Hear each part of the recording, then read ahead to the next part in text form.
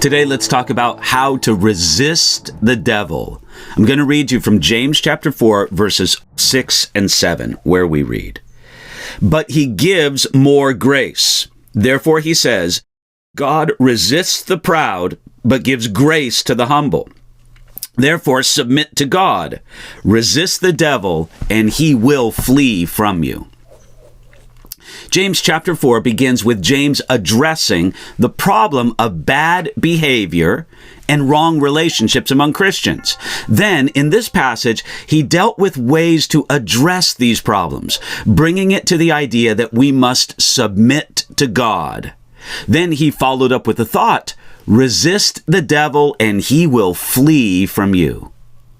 To solve the problems of carnality and the strife that it causes, we begin by submitting to God, but then we must also resist the devil. This means to stand against the devil's deceptions and his efforts to intimidate. As we resist the devil, we are promised that he will flee from you. Now, significantly, James did not recommend that demons should be cast out of believers by another person. Instead, James simply challenged individual Christians to deal with Satan as a conquered foe who can and must be personally resisted.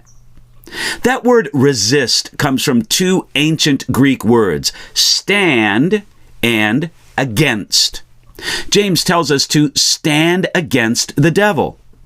Satan can be set running by the resistance of the lowliest believer who comes in the authority of who Jesus is and what Jesus did on the cross. Our problem is that often we don't resist the devil.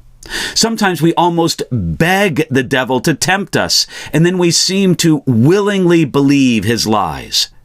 God, speaking to us through James, tells us to stand against the lies and the temptations that the devil might bring to us. We must resist, that is, stand against him when we believe the truth and so that we can believe the truth and refuse to go along with his suggestions and his temptations. When we do resist the devil, we have a remarkable promise. He will flee from you. James didn't write this to a small group of super Christians, but he wrote it to all believers. Each believer has the ability to make the devil flee. Now, it doesn't promise that he'll flee forever, but as we keep resisting, he will stay away. We can never be conquered as long as we keep resisting. Yet, in all of this, notice the order. First, submit to God, then resist the devil. We can never really resist the devil until we do the first thing, that is, submit to God. Sometimes in the midst of a spiritual struggle, someone will be so focused on the devil and what he may be doing that they forget all about submitting to God. Hey, let's put first things first. So let me ask you, I hope you're good at resisting the devil and growing in your ability to do it all along. I hope that you can help other people in spiritual warfare resist the devil. But don't ever forget that first step.